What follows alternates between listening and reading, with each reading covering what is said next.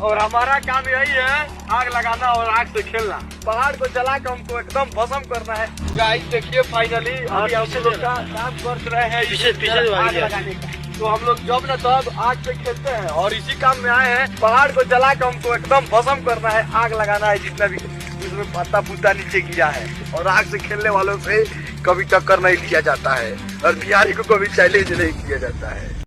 तो अभी आपने वीडियो में देखा, उसमें दो आदमी दिख रहे हैं हमें जो कि क्लेम कर रहे हैं कि वो जंगल जला के पूरा राख कर देंगे।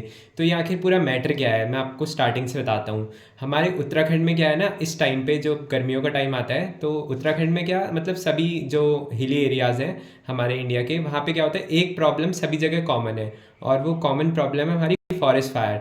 तो ये फॉरेस्ट फायर होती क्या है और ये लगती कैसे है, कुछ मैं आपको उसके बारे में बताता हूँ। तो सबसे पहले क्या होता है, हमारे जितने भी हिली एरियाज़ हैं, पहले ब्रिटिशर्स ने क्या करा था, अपने पर्सनल इंटरेस्ट के लिए कुछ ऐसे ट्रीज़ लगा दिए थे जो कि बिल्कुल कैंसर ऑफ द फॉरेस्ट हो गए हैं आजकल। अब जैसे उनमें सबसे मेजर जो ट्री है हमारे जो हिली एरियाज़ को कवर करता है वो है हमारा पाइन ट्रीज़, जिसे हम चीड़ का पेड़ भी बोलते हैं। वैसे तो देखने में मतलब इसके जंगल बहुत ही खूबसूरत और बहुत ही शांत और ठंडे लगते हैं, लेकिन क्या है कि ये मतलब कैंसर ऑफ द फॉरेस्ट भी बोला जाता है। इसमें क्या होता है ना, गर्मियों में पेरोल गिरता है।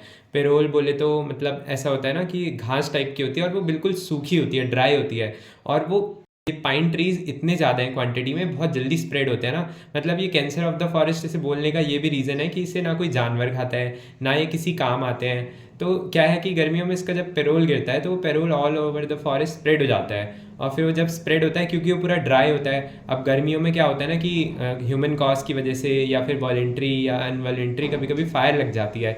तो वो फायर फिर वो पेरोल के जरिए इतनी बढ़ जाती है कि वो पूरे कितने हेक्टेयर फॉरेस्ट को डिस्ट्रॉय कर देती है। अभी हमारे नैनीताल में, नियर बाय नैनीताल में ऐसा ही हो रहा है। मतलब जितने भी हिली एरिया हैं ये सब जगह कॉमन प्रॉब्लम है। आप जहाँ भी ले लो, आप हिमाचल ले लो, ठीक है, आप नैनीताल ले लो, आप रानीखेत, मतलब जितने भी आप उत्तराखंड में, हर जगह ये फॉरेस्ट फायर का खौफ है। अब क्या हो रहा है, इसे कंट्रोल कैसे करें। अब आपने जो शुरुआत में वीडियो देखी, उस वीडियो में क्या हो रहा है कि दो जो वो लड़के हैं, जो दो आदमी हैं, वो क्या क्लेम कर रहे हैं कि ये जंगल में आग हमने लगाई है, ऐसा ऐसा। और ये होता है ह्यूमन, कई कबार ह्यूमन नेग्लिजेंस की वजह से, या फिर और भी बहुत रीजंस होते हैं। बहुत लोग ऐसे हवाबाजी करने के लिए आग लगा देते हैं, जैसे आपने देखा ना स्टार्टिंग में। तो डिपार्टमेंट क्या कर रहा है, डिपार्टमेंट भी हर बार नाकाम ही रहा है मतलब इस फॉरेस्ट फायर को कंट्रोल करने में, लेकिन कर रहे हैं अपनी पूरी कोशिश, वो भी कर रहे हैं। क्योंकि सोचो आप, इतने बड़े एरिया में जब फायर लगती है तो उसे कंट्रोल कर पाना बहुत मुश्किल होता है ना। और जंगल की आग तो बहुत ही खतरनाक टाइप से फैलती है ना। एक कहावत भी है इसी बात पे कि कोई बात फैलती है ना, जैसे कोई बात बहुत जल्दी फैलती है लोगों में, तो उसे ये भी बोला जाता है कि ये बात जंगल की आग की तरह फैल रही है ना। इस फॉरेस्ट फायर को कम करने के लिए डिपार्टमेंट क्या करता है, जनरली जिस वे से इसे कंट्रोल किया जाता है, एक तो वॉलेंट्री बर्निंग कर देता है, जो मतलब पर्टिकुलर पैच ऑफ लैंड इसमें सेलेक्ट करते हैं फॉरेस्ट का, और उसे फायर लाइन के थ्रू सेपरेट कर देते हैं। फायर लाइन क्या होता है ना, मतलब जैसे मान लो ये दो पार्ट है फॉरेस्ट के, ठीक है। अब ये दो पार्ट अगर मिले रहेंगे तो आग क्या होती है, बेसिकली डायरेक्ट कॉन्टैक्ट से फैलती है। तो ये मिले रहेंगे तो आग जल्दी स्प्रेड होगी। तो डिपार्टमेंट क्या करता है, इन दोनों के बीच में एक रोड टाइप बना देता है, जिससे क्या होता है कि डायरेक्ट कांटेक्ट अवॉइड हो जाता है। आपने देखा होगा ना कभी कि फार्म लैंड में भी अगर जैसे जो किसानों के खेत होते हैं उनमें भी अगर आग लगती है तो किसान क्या करते हैं, खेत जोत देते हैं बीच से, ताकि जो आग है वो डायरेक्ट कांटेक्ट से फैले ना। तो डिपार्टमेंट भी ऐसे ही बहुत सारे मेजर्स अपना रहे हैं, लेकिन कंट्रोल नहीं हो पा रही है फॉरेस्ट फायर की। बहुत ही हार्मफुल भी है ना, जंगली जानवर, हमारे जंगल बर्बाद हो रहे हैं, और क्या बोलते हैं, हमारे जो पहाड़ में रहने वाली पॉपुलेशन है उसके फसल बर्बाद हो रही है। मतलब बहुत ही वर्सली इफेक्ट कर रहा है ये फॉरेस्ट फायर ना। अब तो इसे कंट्रोल करने के लिए हमारी गवर्नमेंट क्या कर रही है, बहुत सारे प्रोग्राम्स भी चलाए हैं इसके बारे में।